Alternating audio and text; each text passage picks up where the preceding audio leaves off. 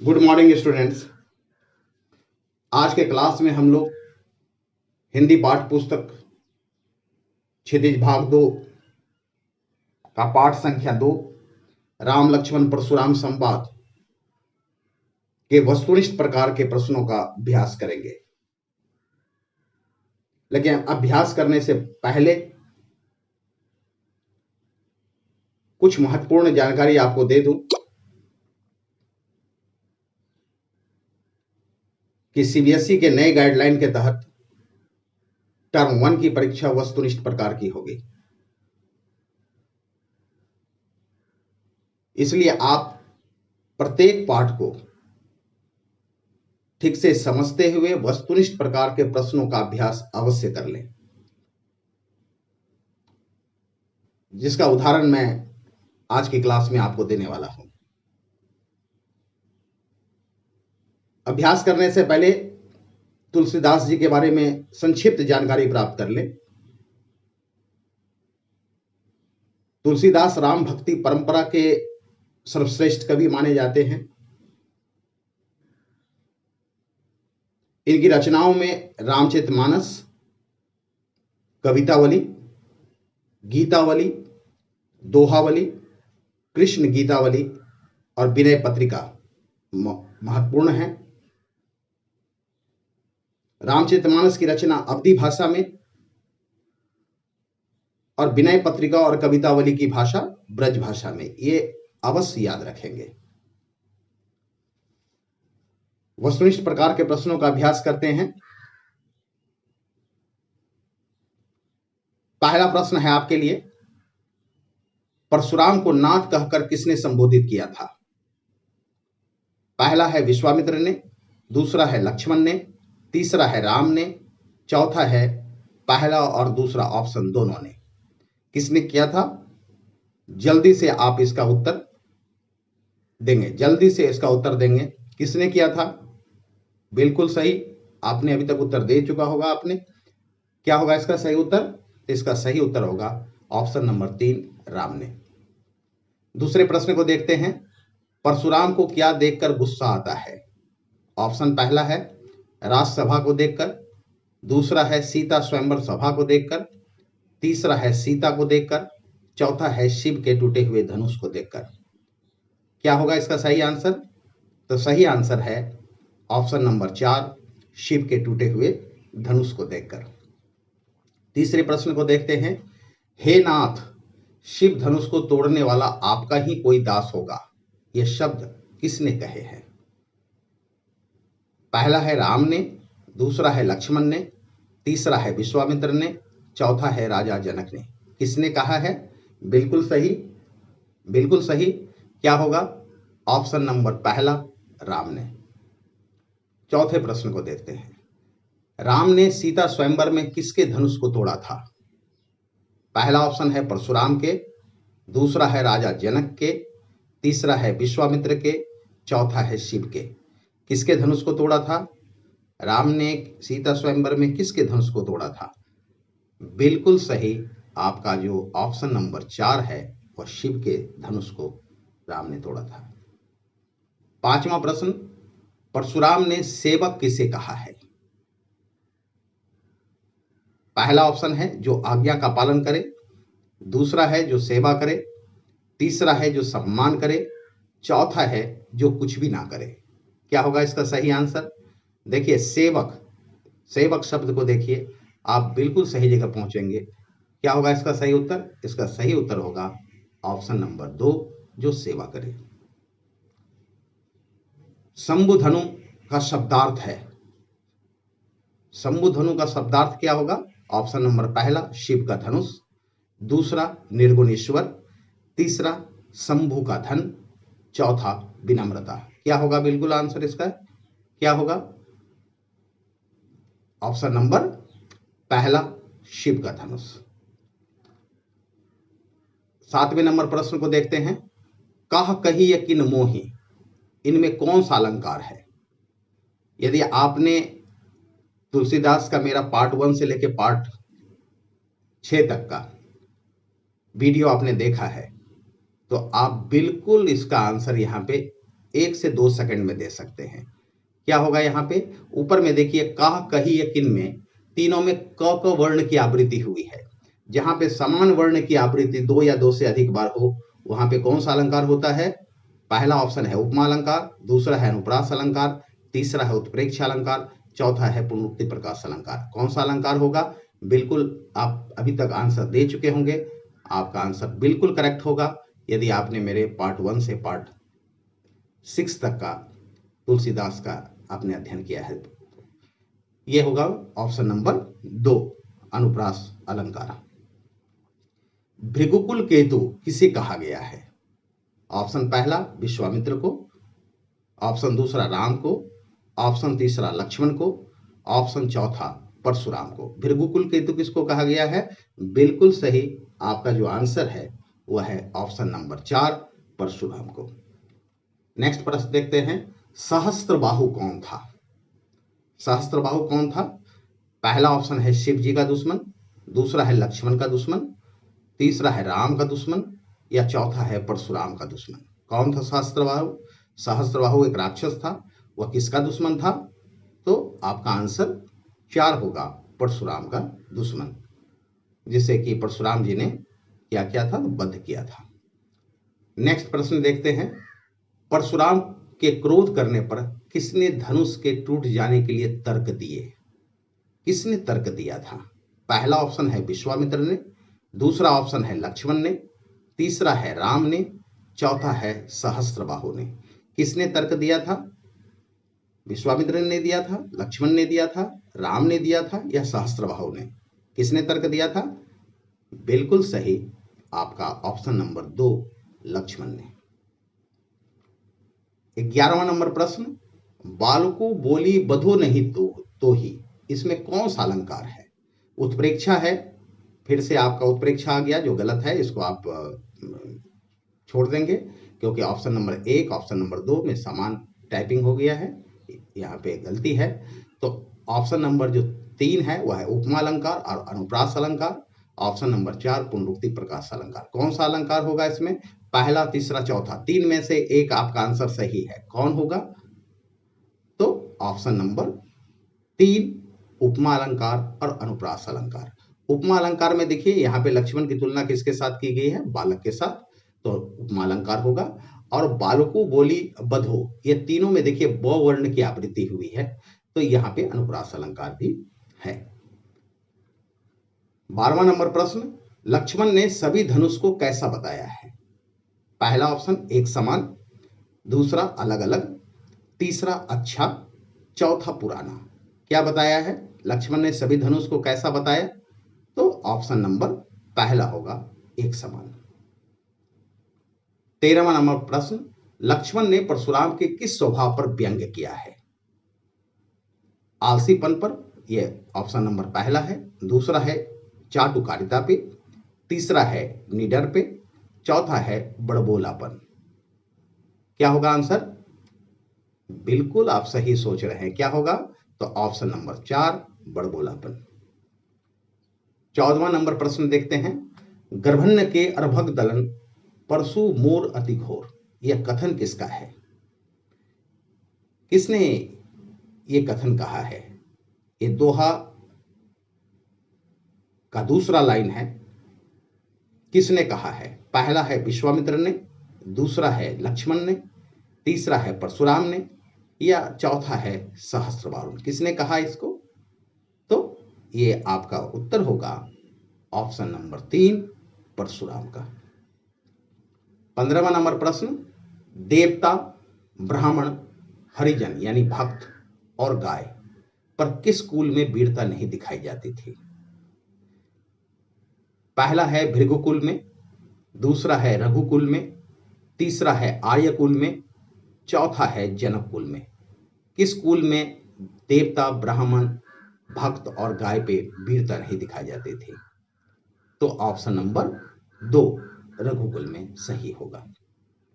16वां number प्रश्न, अहो मुनीसु महाभटमानी शब्द किसने कहा है? अहो मुनीसु महाभटमानी किसने कहा है? पहला है लक्ष्मण ने, दूसरा है राम ने, तीसरा है विश्वामित्र ने, चौथा है परशुराम ने। किसने कहा है? तो ऑप्शन नंबर पहला लक्ष्मण ने आपका सही उत्तर होगा। 17वां नंबर प्रश्न, किसके वचन कोटि कुलिस के समान है?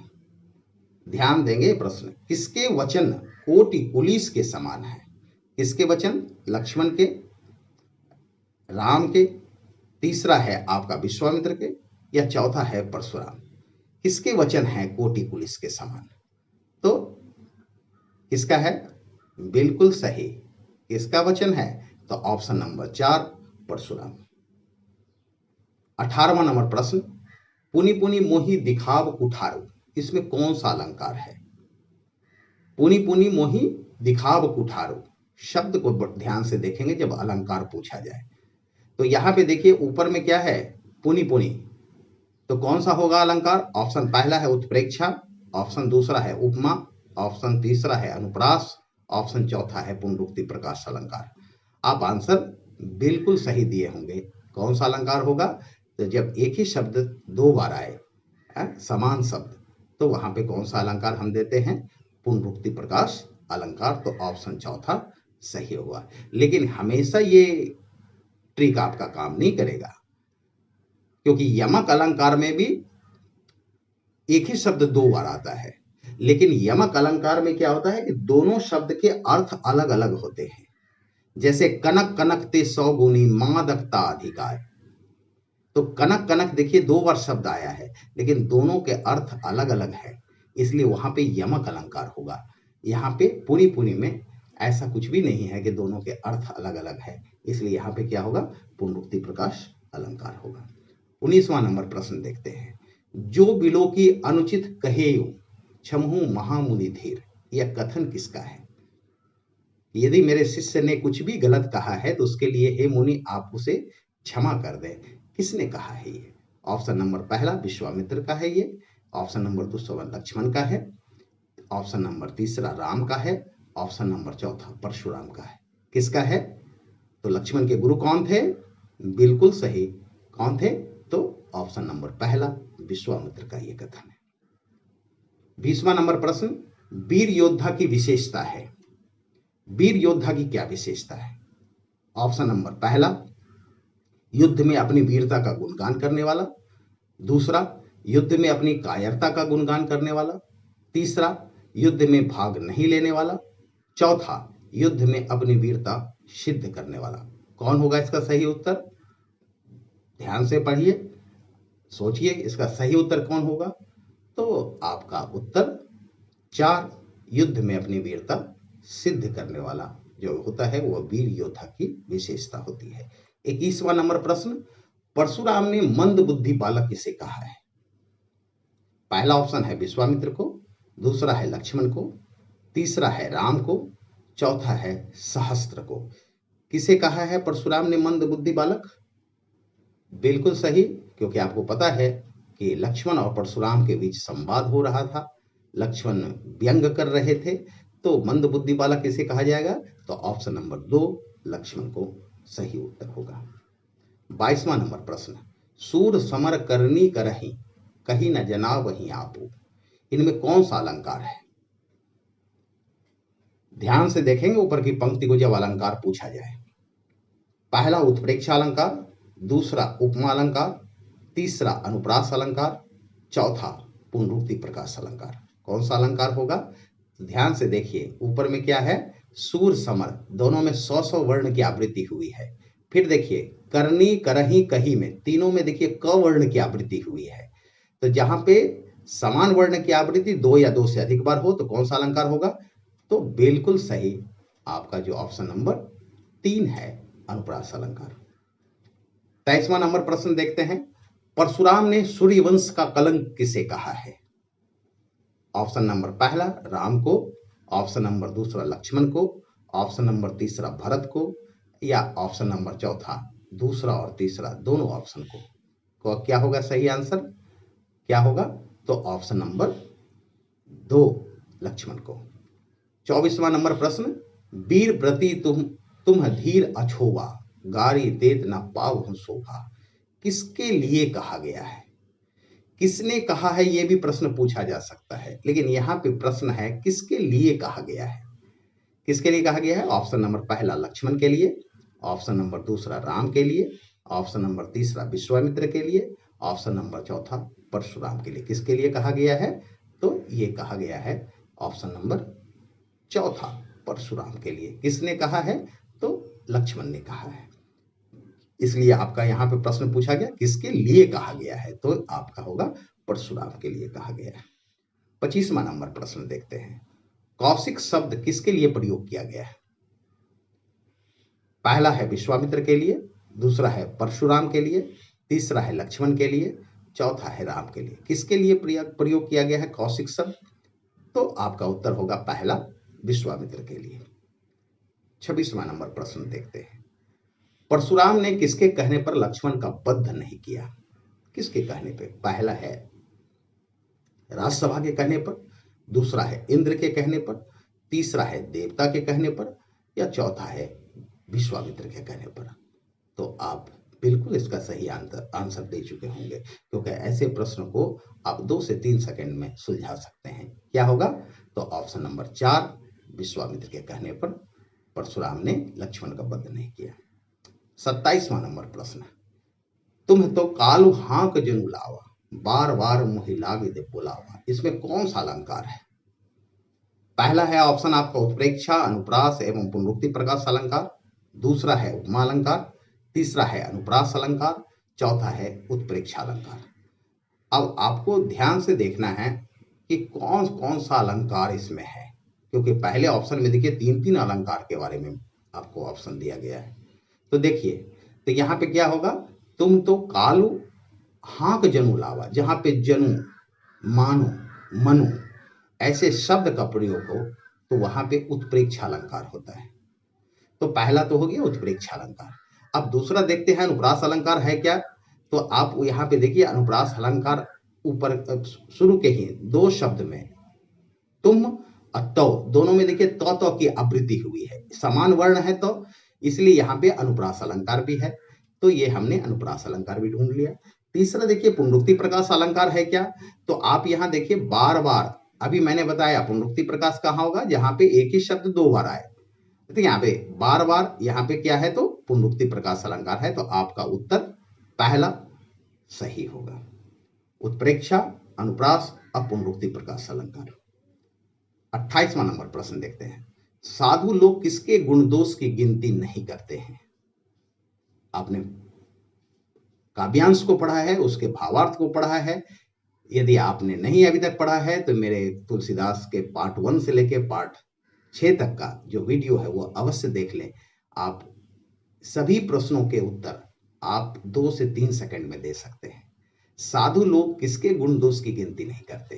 पहला ऑप्शन है पापी के, दूसरा है आदमी के, तीसरा है शैतान के, या चौथा है बालक के। किसके गुण दोष की गिनती नहीं करते?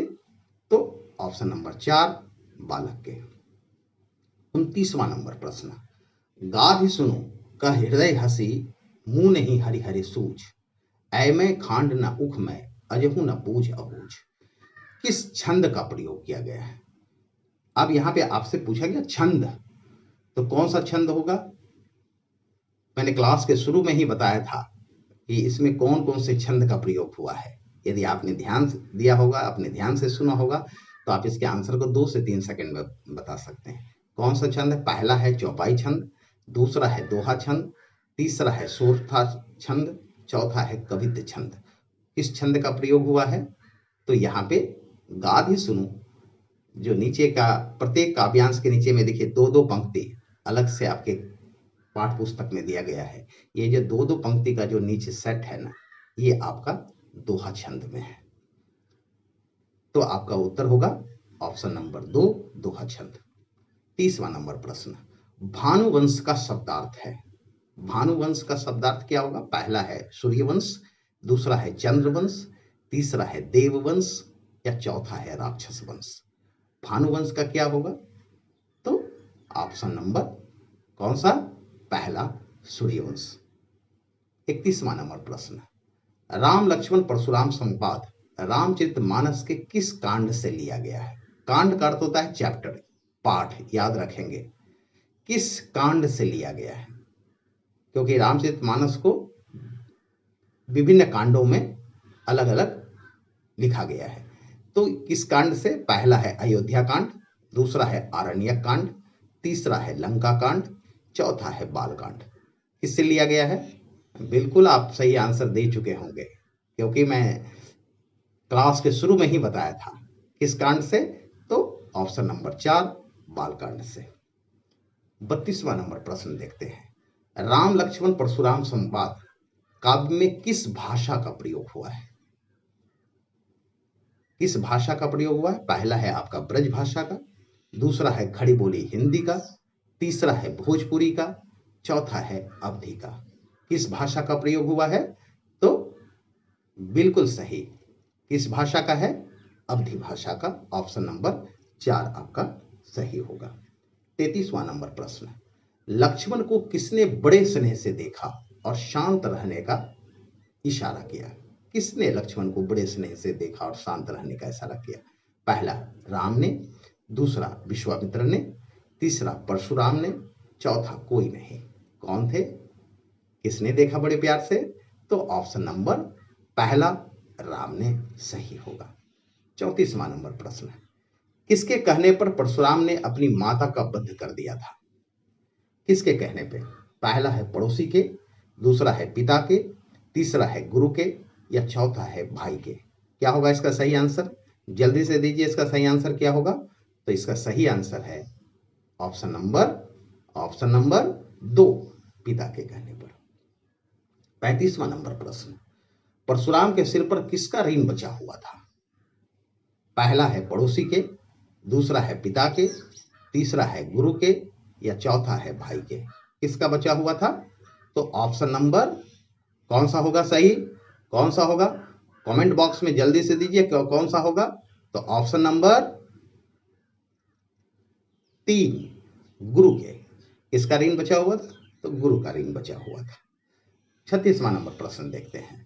लखन उत्तर आहुति सरिस भृगुवर कोप कृशानु बढ़त देखि जल सम वचन बोले रघुकुल भानु। इसमें कौन सा अलंकार है? अब अलंकार के बारे में बताना है, ध्यान से देखेंगे अलंकार के। जब भी अलंकार से प्रश्न आ जाए तो ध्यान से देखेंगे। पहला ऑप्शन पुनरुक्ति प्रकाश अलंकार है, ढूंढिए इसमें है क्या? नहीं है, इसको हम छोड़ते हैं। दूसरा देखते हैं, उपमा अलंकार है। उपमा अलंकार है तो देखिए नीचे की पंक्ति में देखिए, बढ़त देखी जल सम वचन बोले। किसके समान बोले? तो जल के समान। तो वचन की तुलना किसके साथ की गई है? तो जल के समान शीतलता के साथ की गई है। तो ये कौन सा अलंकार होगा? उपमा अलंकार। बिल्कुल सही है।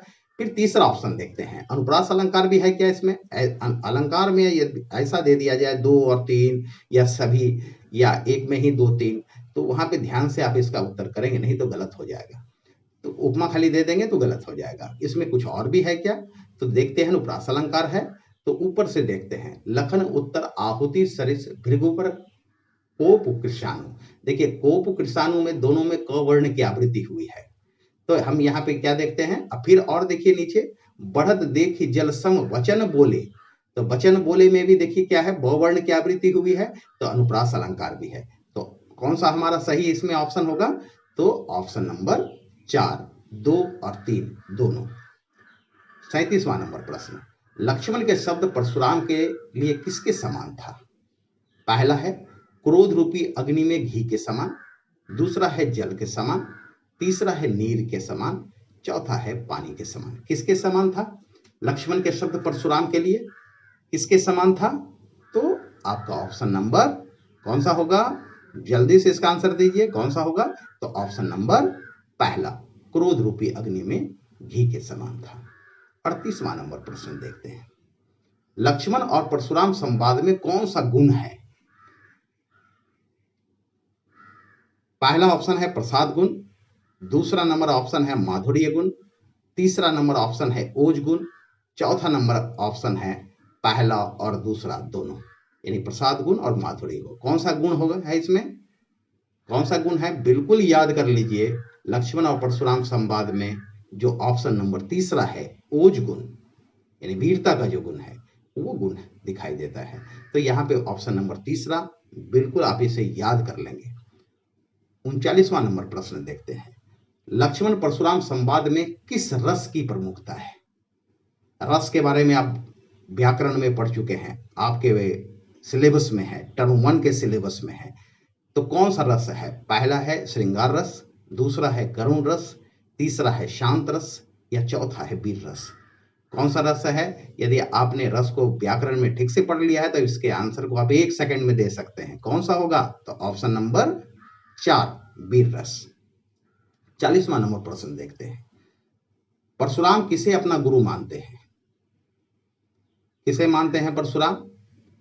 पहला है ब्रह्मा को, दूसरा है विष्णु को, तीसरा है शिव को, या चौथा है नारद को।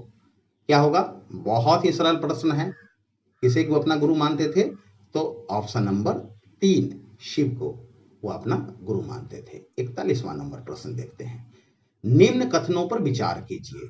नीचे देखिए 4 कथन हैं और फिर इसके सही विकल्प को चुनना है, इसलिए ध्यान से ऐसे प्रश्न को उसका उत्तर बहुत ही ध्यान से देंगे। थोड़ा सा ये आपके पूरे कॉन्सेप्ट को जानने के लिए इस तरह का प्रश्न पूछा जा सकता है, इसलिए बहुत ध्यान से देखेंगे। पहला है, राम लक्ष्मण परशुराम संवाद में लक्ष्मण की वीर रस से युक्त व्यंग्योक्तियां हैं। दूसरा है, राम लक्ष्मण परशुराम संवाद में व्यंजना शैली की सरस अभिव्यक्ति है। तीसरा है, परशुराम के क्रोध भरे वाक्यों का उत्तर लक्ष्मण व्यंग वचनों से देते हैं। चौथा है, सीता स्वयंवर में शिव धनुष को खंडित देखकर परशुराम आपे से बाहर हो जाते हैं। देखिए क्या कहीं कोई भी विकल्प गलत है क्या?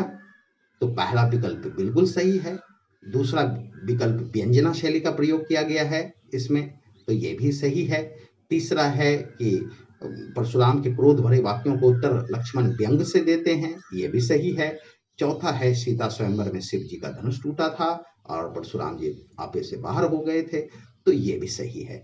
तो क्या होगा इसका सही आंसर? सही आंसर होगा ऑप्शन नंबर डी, उपरोक्त सभी।